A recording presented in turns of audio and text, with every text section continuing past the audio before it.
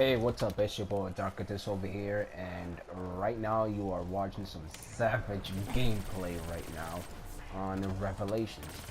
I must say, I really like the Vesper when it's actually Pack-a-Punch, double Pack-a-Punch with either Blast Furnace or Thunderwall because it's really fucking good for high rounds. Now, right now this is a commentary towards COD 2017 in how it is confirmed to have zombies. Now, give it or take, we've seen what Sledgehammer, or whatever they're called, that they made Advanced Warfare did before when they made their own version of zombies. And I'm here to tell you right now, they cannot mess this up, because if they do mess this up, they are really going to honestly, like, it's going to be very bad. Because when you really think about it, honestly, yeah, Call of Duty's not necessarily too bad right now, but considering the standards of where Call of Duty normally is every year, how Infinite Warfare is really just killing zombies. I mean, well, Call of Duty in general, but like, the one thing I gotta give it to Call of Duty 2016, I guess, which is Infinite Warfare, is that they have a very decent zombie mode, you know what I'm saying? Compared to what they had before with the extension aliens, which weren't bad, but it just didn't feel the same. And compared to Advanced Warfare Exo, Zombie, whatever it was called, well, this is really honestly just the best that it can get, besides it being like not Treyarch, you know what I'm saying? It's really not that easy for any other like people to copy or just do something equal standards to what Treyarch does when it comes to zombies. It's just really honestly like, when you see what Treyarch has done honestly with zombies, it will literally, and it should blow your mind. Also, a little bit of a note, I got the monkeys at round 52. I went throughout this whole damn thing honestly without getting monkeys. Now let's not get ourselves derailed on the topic. So COD 2017 must have these specific things, but most of all, if this is the thing that COD 2017 for zombies, it must have a good character development and just characters that we can relate to. Because honestly, if you really think about it this way, why, other than it's a good game, is Treyarch Zombies so top spot, honestly? Because they have the best characters, and like, we started with them all throughout this whole thing, you know what I'm saying? We have been seeing the journey, and also just the things that Nikolai, Dempsey, what's his name, Takio, and Richtofen has gone through to save the world, to destroy it, and also just basically throughout the whole thing on zombie storylines. We have seen so much, and we can honestly, like, in certain parts relate, or it's just the fact that honestly it's intriguing. It just really is. But when you think of, for example, Exo Zombies, it wasn't necessarily so much as bad, but it wasn't too fun. Now, I seen the DLC 1 and a lot of gameplay of Infinite Warfare Zombies. It's honestly not bad, because you can't really expect them to have something that's Treyarch close to a certain level, honestly. Like, Treyarch is basically at this point God, and everything else is just at a mortal point, is at like a mortal level. So me comparing anything else to like Treyarch Zombies when it comes to Call of Duty Zombies, or any other game mode that's not multiplayer, for example, and we're trying to compare the zombies, it's just basically like you comparing yourself to God. It's just no comparison, man. There really is not a comparison.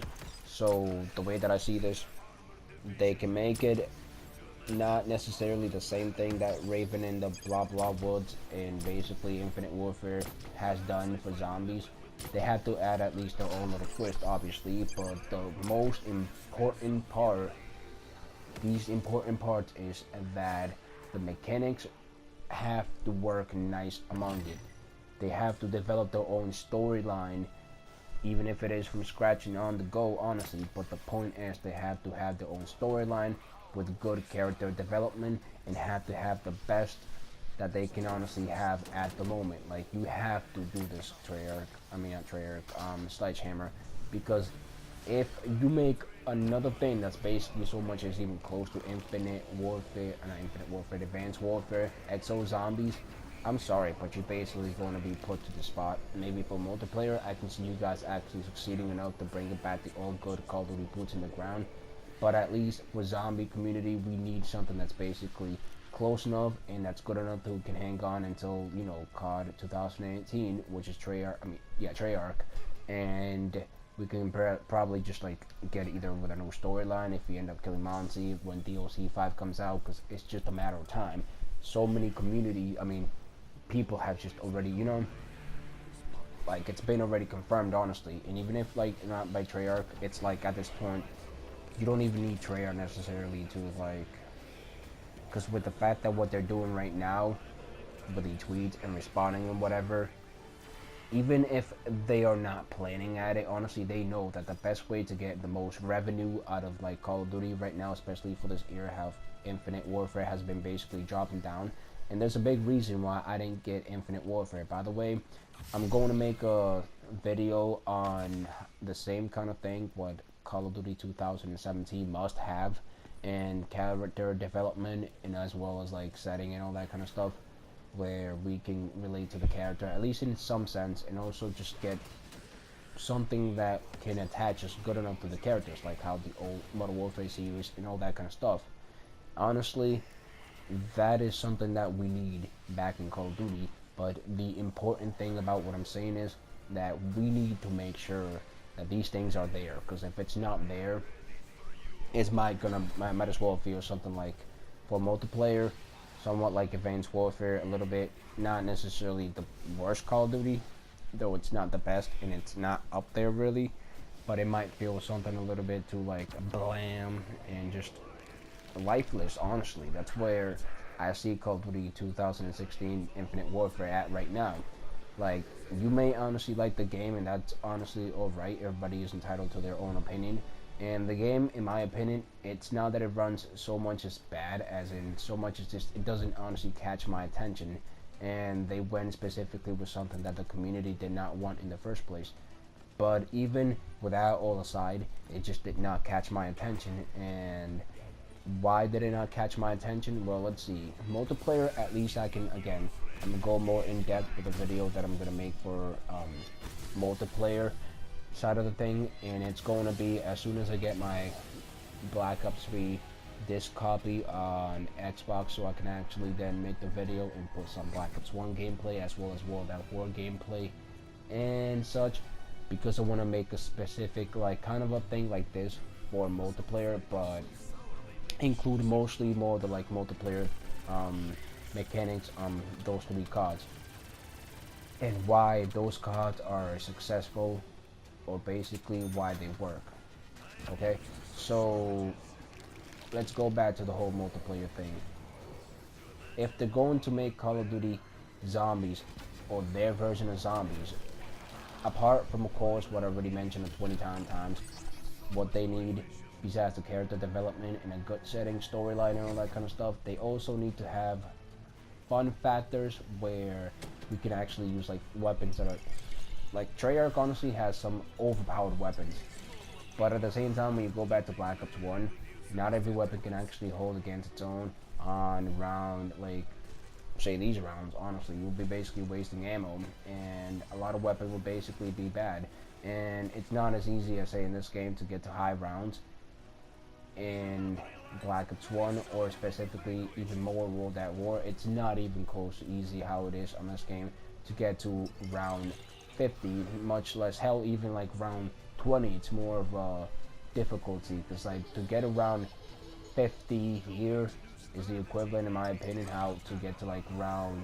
30 about in World At War, because like the mechanics is more somewhat difficult. If you run away from the zombies but they catch up, they can actually like insta swipe you dead, and it's something that you really obviously gotta like keep aware of. And this map has stamina, which is very useful for training, but even then honestly, now we also got Black Ops 1 that has stamina, but the thing about Black Ops 1, to be completely honest, it's not so much even the weapons being too weak, which normal like weapon or box weapons apart from the wonder weapons, are very slightly weak at rounds like this. But a thing that like Black Ops 1 made it more difficult and such is just the ammo situation. Because in this, we get at least somewhat of an amount of max ammo drops, and then we got chemical off pieces. If you also want to include a drop like to spawn with a couple guns, max ammo, even more ammo.